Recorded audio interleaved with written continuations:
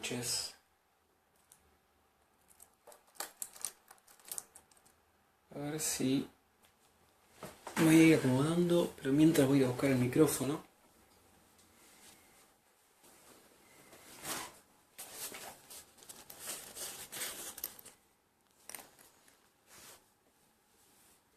A ver si me dicen si se escucha bien o no.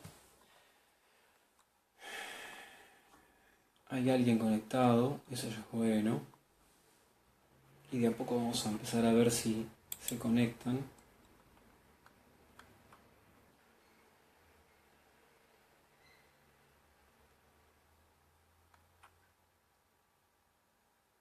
Perfecto. Bien.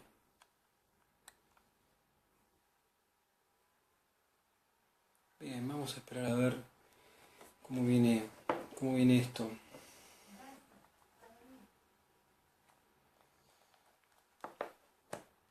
¿Se escucha bien? Los que están conectados que me avisen, que me den un ok o no. Y bueno, buenas noches. Este es otro encuentro de Noche de Letras Casual y la idea es entre todos los que se vayan acercando, que siempre es una reunión chiquita, pero que después ustedes terminan compartiéndola, viralizándola y haciendo que este encuentro sea un encuentro de amigos entre más. Empecemos los que lo conocieron, que nos comenten algunas cosas de Abelardo Castillo. Abelardo Castillo es uno de los escritores más interesantes que tuvimos en realidad hasta hace muy poquito, acá en la República Argentina, y que lamentablemente hoy falleció, en realidad ya por la hora ayer, y para muchos está a la altura y hasta supera a Julio Cortázar. Para otros está a la par. Lo cierto es que es una de las grandes plumas de este continente y que a lo mejor tuvo un menor reconocimiento. Hoy, a ver si puedo entrar para leerles algo muy cortito, que me parece que el mundo de los escritores por lo general no siempre suele ser demasiado generoso. Pero, a ver, para los escritores sin duda Abelardo Castillo fue un maestro. Él falleció ayer a la mañana a los 82 años y buena parte de los escritores se volcaron en las redes sociales a reconocerlo.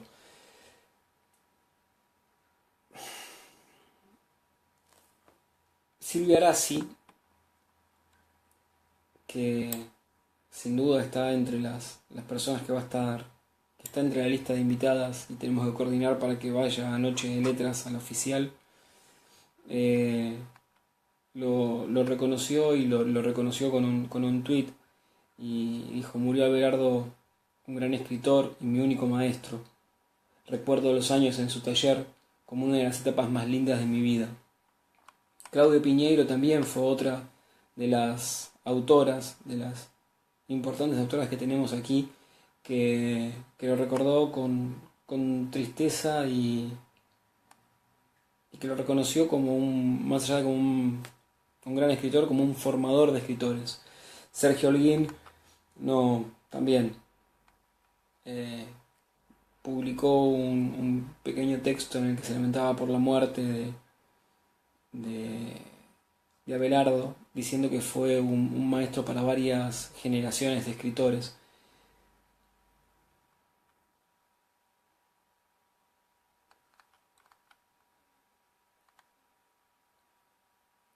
Para Sacheri murió Abelardo Castillo. Leerlo, seguir leyéndolo, más que un homenaje, es un favor que nos podemos hacer como lectores.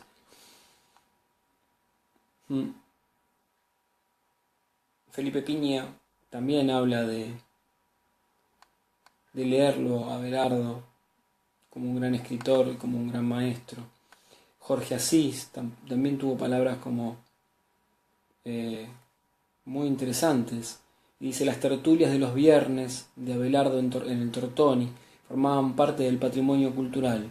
Contenía a Bernstein, a Hobson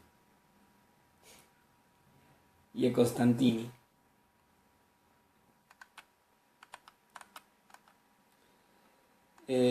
Sin duda la partida de Abelardo movió a varios escritores a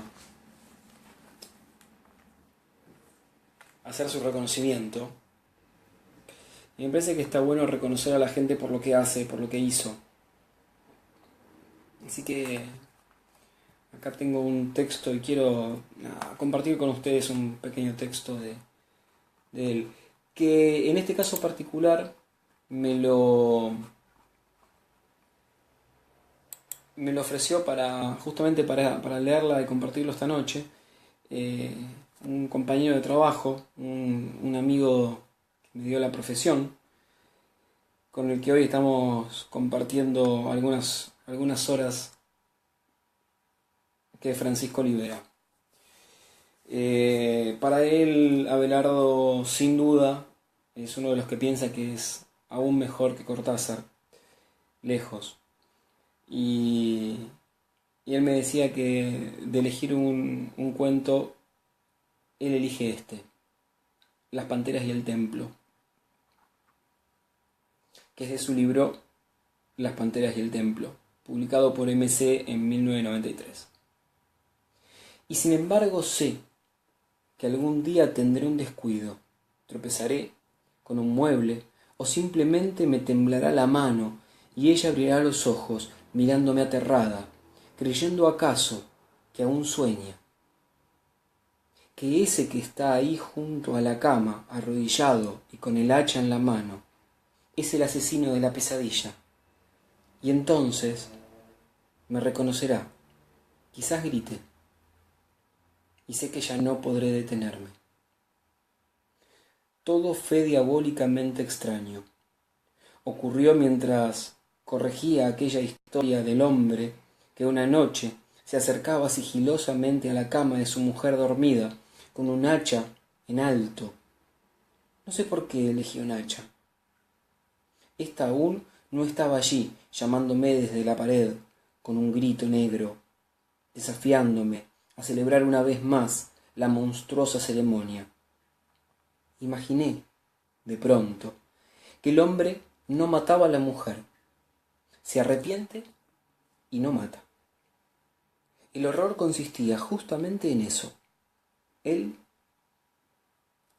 guardará para siempre el secreto de aquel juego. Ella dormirá toda su vida junto al hombre que esa noche estuvo a punto de deshacer a golpes su luminosa cabeza rubia, porque rubia y luminosa, porque no podía dejar de imaginarme el esplendor de su pelo sobre la almohada, y ese secreto intolerable sería la infinita venganza de aquel hombre.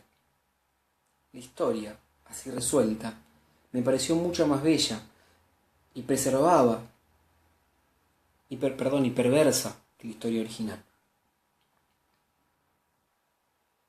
Inútilmente traté de reescribirla, como si alguien me hubiese robado las palabras. Era incapaz de narrar la sigilosa inmovilidad de la luna en la ventana, el trunco dibujo del hacha ahora detenida en el aire, el pelo de la mujer dormida, los párpados del hombre abierto en la oscuridad, su odio tumultuoso,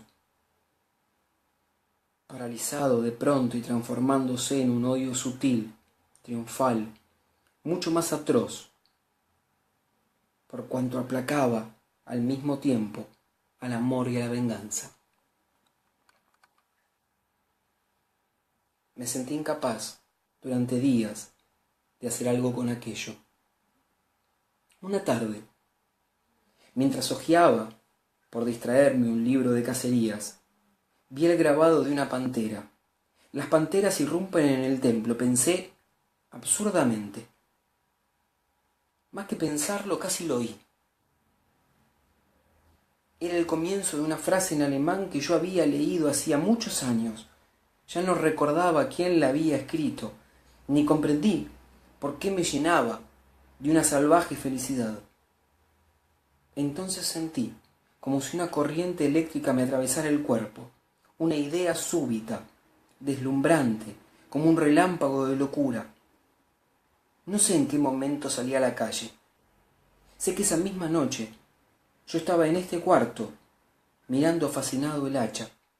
Después, lentamente, la descolgué. No era del todo como yo lo había imaginado. Se parece más a un hacha de guerra del siglo XIV.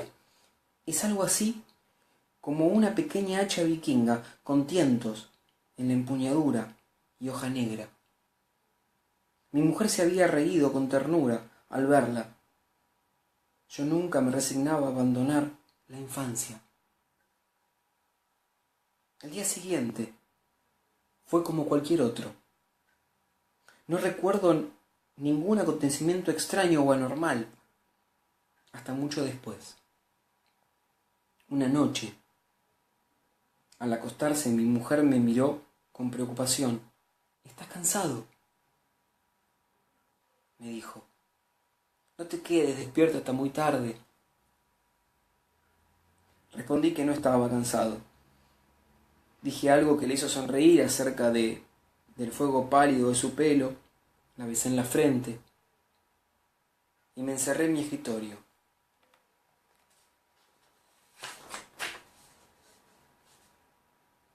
Aquella fue la primera noche que recuerdo haber realizado la ceremonia del hacha.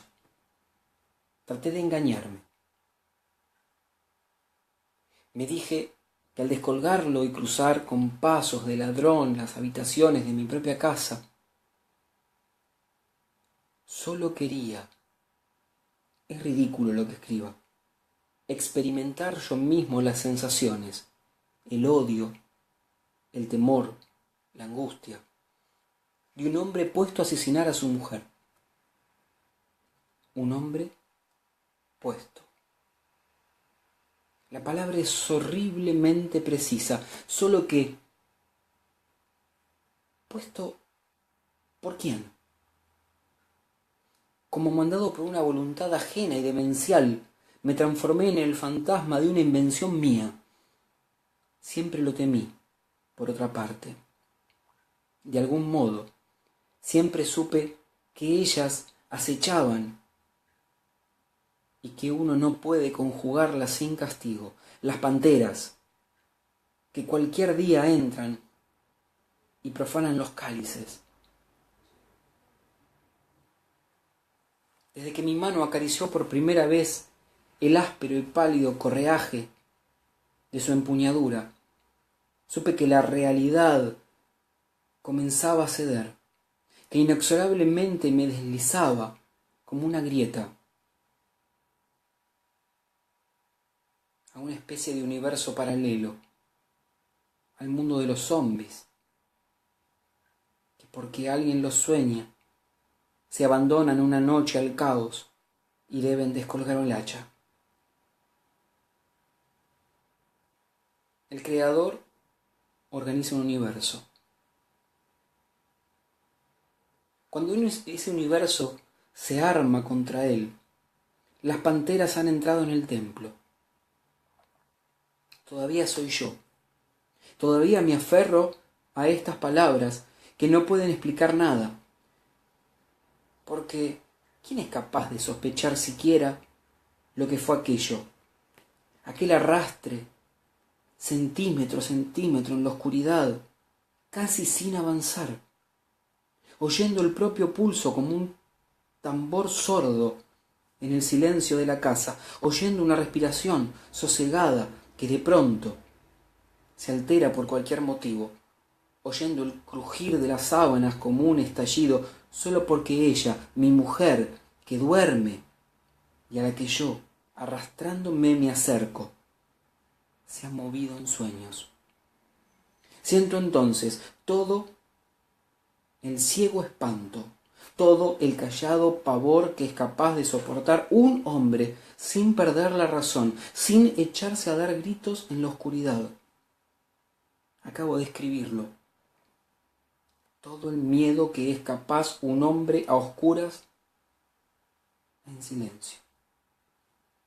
Creí, o simulé creer, que después de aquel juego disparatado podría terminar mi historia. Esa historia no me atreví a mirarle a los ojos a mi mujer a la mañana siguiente. Y tuve la dulce y paradojal esperanza de haber estado loco la noche anterior. Durante el día no sucedió nada, sin embargo, a medida que pasaban las horas, me fue ganando el temor creciente, vago al principio, pero más poderoso a medida que caía la tarde, el miedo a repetir la experiencia. No la repetí aquella noche, ni la noche siguiente. No lo hubiese repetido nunca, de no haber dado, por casualidad, o acaso la busqué días enteros en mi biblioteca, o acaso quería encontrarla por azar en las páginas abiertas de un libro, con una traducción de aquel oscuro símbolo alemán. Leopardos irrumpen en el templo, leí, y beben hasta vaciar los cántaros de sacrificio. Esto se repite siempre. Finalmente es posible preverlo, y se convierte en parte de la ceremonia. Hace muchos años de esto.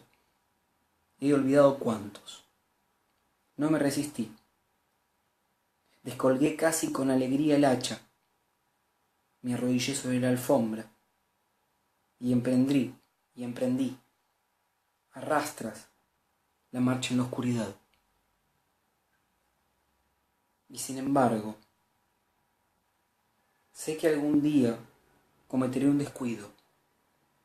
Tropezaré con un mueble o simplemente me temblará la mano. Cada noche es mayor el tiempo que me quedo allí, hipnotizado por el esplendor de su pelo, de rodillas junto a la cama.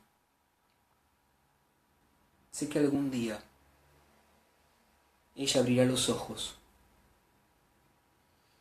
Sé que la luna me alumbrará la cara.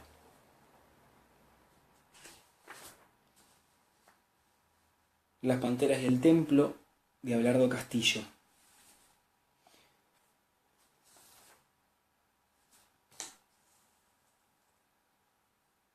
Es un texto francamente atrapante, y lo que es atrapante es ese ida y vuelta con que juega Abelardo. No sé si ustedes tienen algún ganas de ir compartiendo. Ahora podré ir leyendo algunos textos de ustedes. Gracias a Eugenia, dice que está ahí disfrutando. Del otro lado también se conecta Claudio. El problema de la escritura cuando sos muy joven, y también cuando dejas de serlo, no es el de las ideas, no es el de algo trascendental que tenés que contar.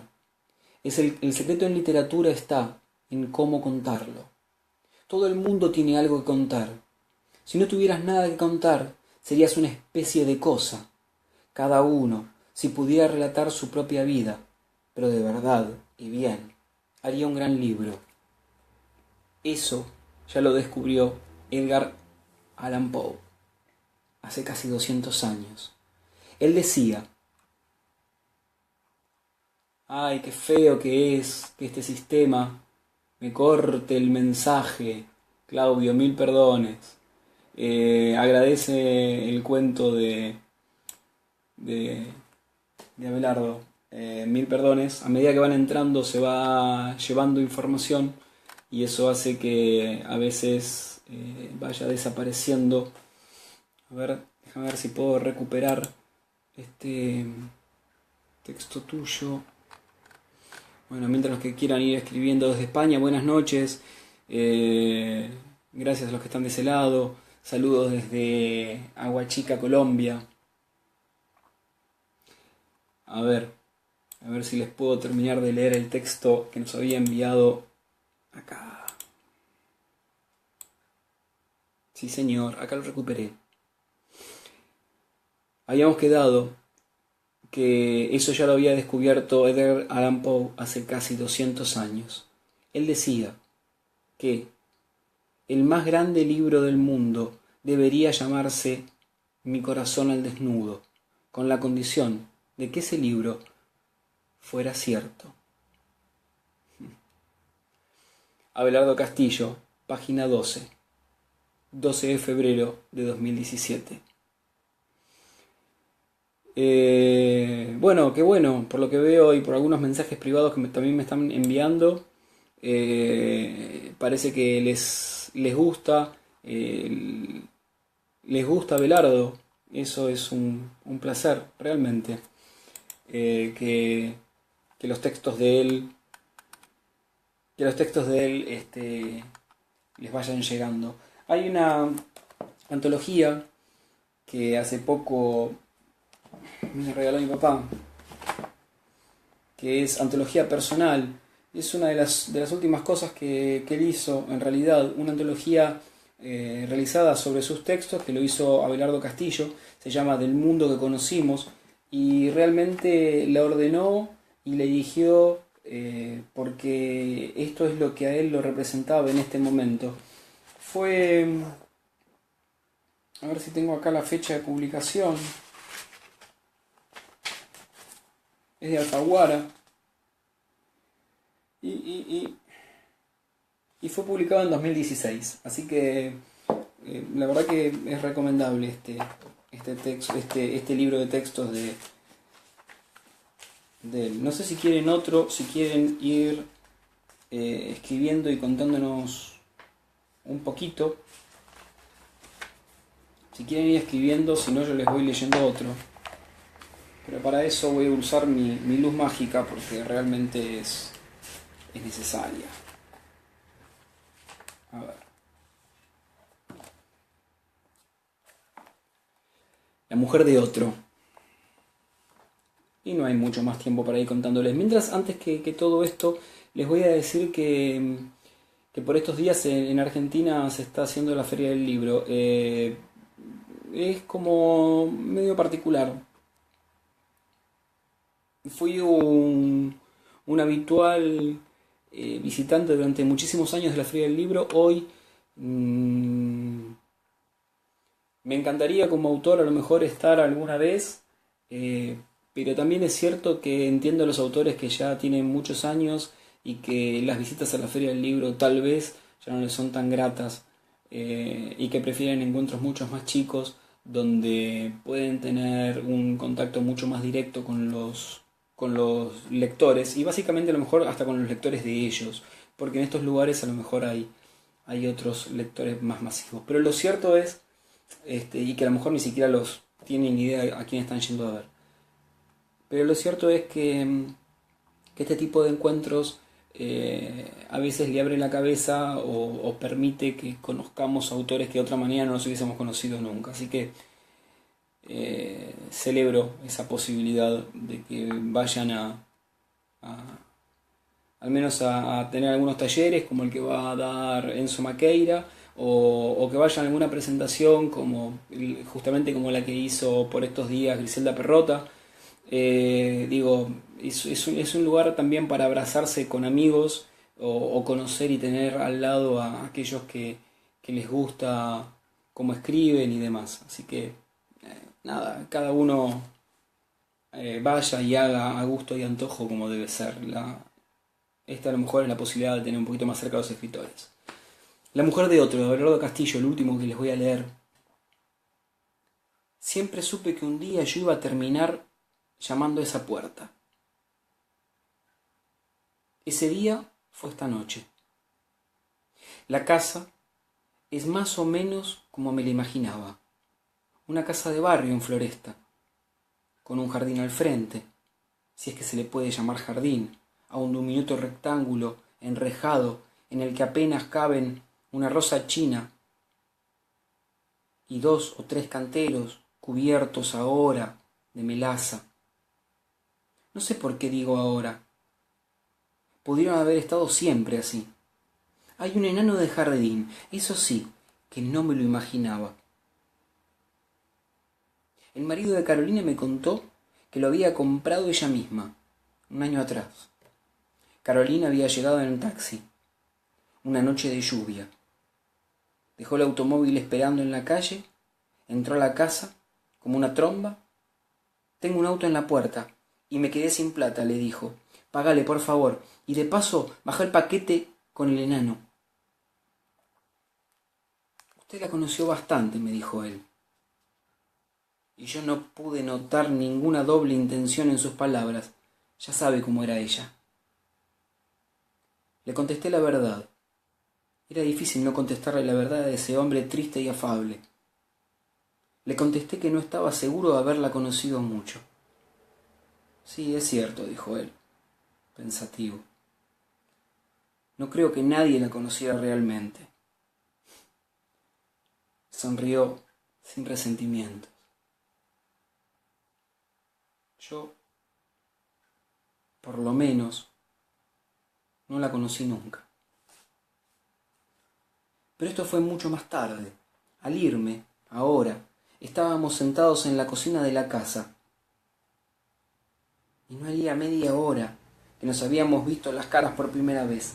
Carolina me lo había nombrado solo en 2 o 3 ocasiones, como si esa casa con todo lo que había dentro, incluido él, fuera en su jardín secreto un paraíso trivial, o alguna otra cosa a la que yo no debía tener acceso. Esa noche había llegado hasta allí, como montado por una voluntad maligna y ajena. Desde hacía meses rondaba el barrio, y esta noche sencillamente toqué el timbre. Él salió a abrirme en pijama, con un abrigo echado de cualquier modo sobre los hombros. Le dije mi nombre, no se sorprendió, al contrario. Hubiera podido jurar que mi visita no era lo peor que podía pasarle. Perdóneme el aspecto, dijo él. Estoy solo y no esperaba a nadie. Tenía la apariencia exacta de eso que había dicho. Un hombre solo que no esperaba a nadie. Yo había tocado el timbre sin pensar que venía a decirle, sin saber siquiera si venía a decirle algo. No tenía la menor excusa para estar en esa casa a las 10 de la noche. La situación era incómoda y absurda, si es que no era algo peor. Pase, pase, decidió de pronto. Me cambio en un minuto. No, por favor. Pensé decir que mejor me iba, pero me interrumpió mi propia voz. No tiene por qué cambiarse. Solo me faltó agregar que podía andar vestido como quisiera, que al fin y al cabo, el marido de la Carolina había sido él, y que esa era su casa. De todos modos, yo no tenía ningún interés en que se cambiara. Tal vez haría bien en callarme lo que sigue, pero sentí que cualquier cosa que fuera lo que yo había venido a buscar me favorecía estar bien vestido frente a ese hombre en pantuflas y con sobre todo encima del saco del pijama. Eso. Al llegar ahora las cosas habían variado sutilmente. Él estaba de verdad en su casa, en su cocina, junto a alguna antigua estufa de hierro, confortablemente, enfundado en su pijama, y yo me sentí un embajador de la luna.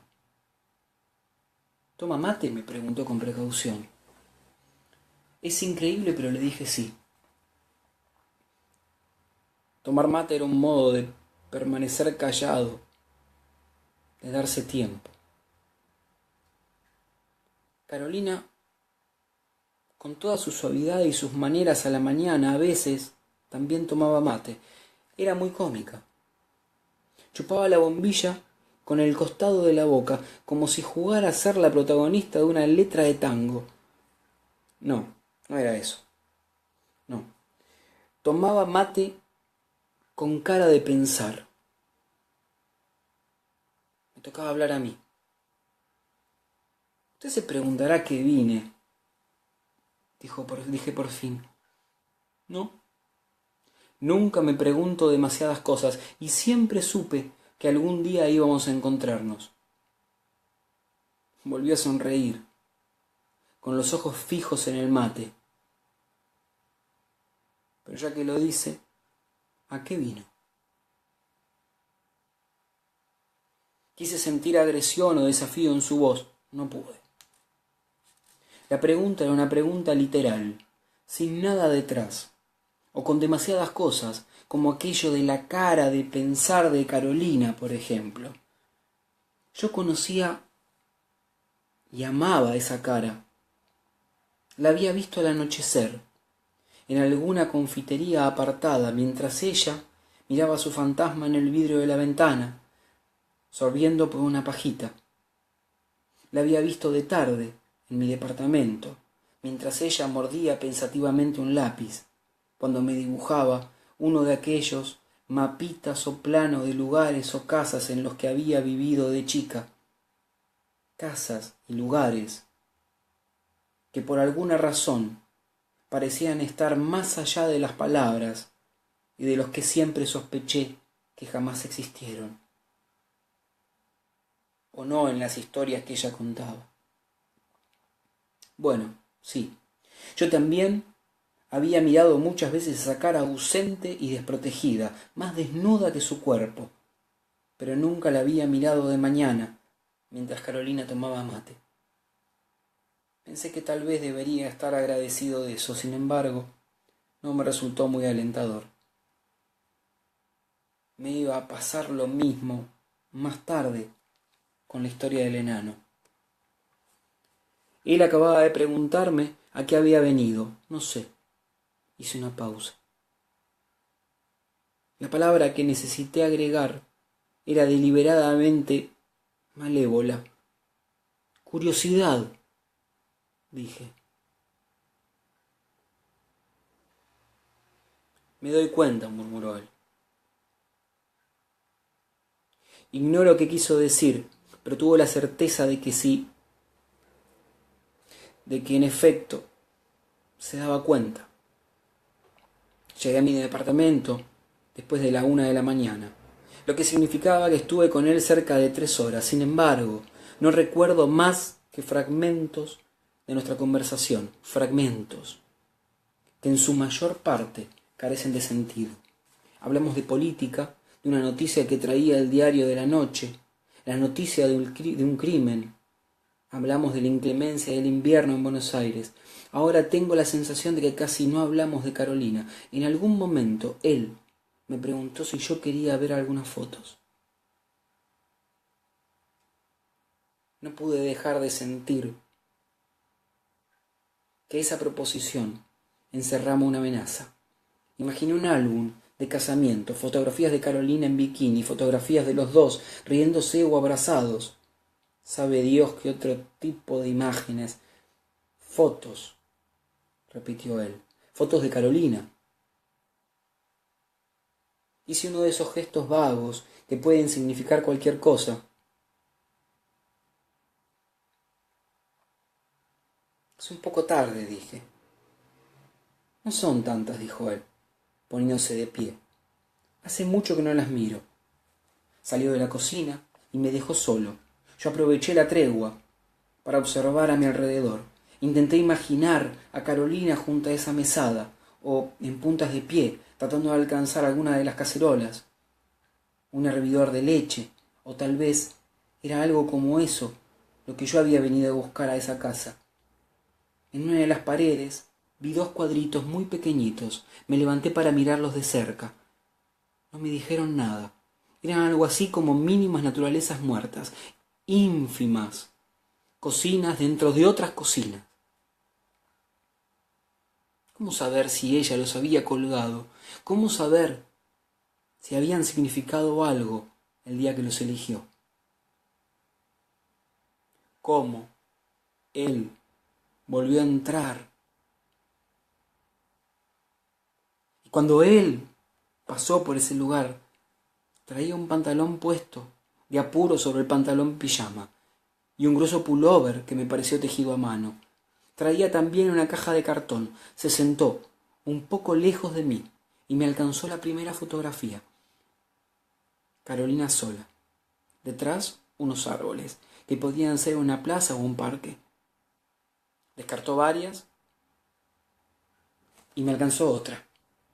Carolina sola, arrodillada junto a un perro, patas arriba.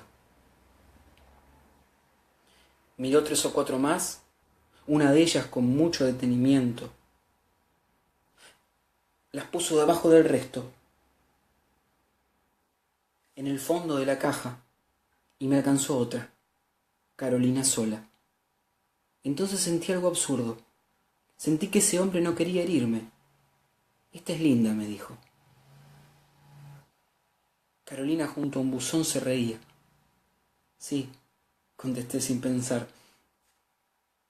Era difícil verla reírse así. Él me miró con algo parecido al agradecimiento. Nunca había vuelto a mirarlas. Solo es distinto. Guardó la fotografía y cerró la caja. Me puse de pie. «Usted no estaba en ninguna de las fotos que me mostró», le dije. «Bueno, yo era el fotógrafo», dijo él. Poco más o menos es todo lo que recuerdo o todo lo que sucedió esa noche. Miré el reloj, le dije que tenía que irme, él me acompañó hasta la puerta de la entrada, no hasta la verja del jardín. Fue en ese momento cuando me contó la historia del enano. Después yo estaba descorriendo el cerrojo de hierro y oí su voz a mi espalda. Era muy hermosa, ¿no? Salí, cerré la verja y le contesté de la vereda. «Sí», le dije. Era muy hermosa. Me pidió que volviera algún día. Le dije que sí.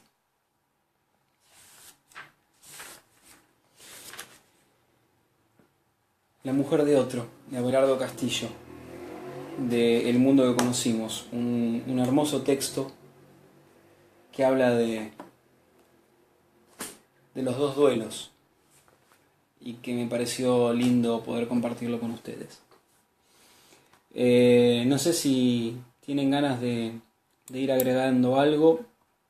La idea era compartir 2 textos de Abelardo Castillo para que lo conocieran. El viernes vamos a hacer el programa con Carolina Lesta en Noche de Letras 2.0 en la radio, y vamos a arrancar con una anécdota de Abelardo Castillo para que lo conozcan un poquito más. Y si quieren, para ir calentando motores, en esta semana también está el video y el audio del último entrevistado, que es nada más y nada menos que Hugo Mujica. Yo quiero agradecerles infinitamente a todos porque el primer programa está superando las 2.600 reproducciones. La verdad que es un número increíble en lo que tiene que ver con todo lo que es lo que tiene que ver con podcast y todo este nuevo formato. El segundo programa también estamos con un gran nivel de audiencia, y la verdad que está bien, los invitados son de mucha calidad, pero esto se los debo francamente a ustedes, a lo que están haciendo en compartir y demás. Y también lo que sucede y está sucediendo con estas noches de letras casual. Específicamente es el recuerdo a Abelardo Castillo, a uno de los más grandes escritores.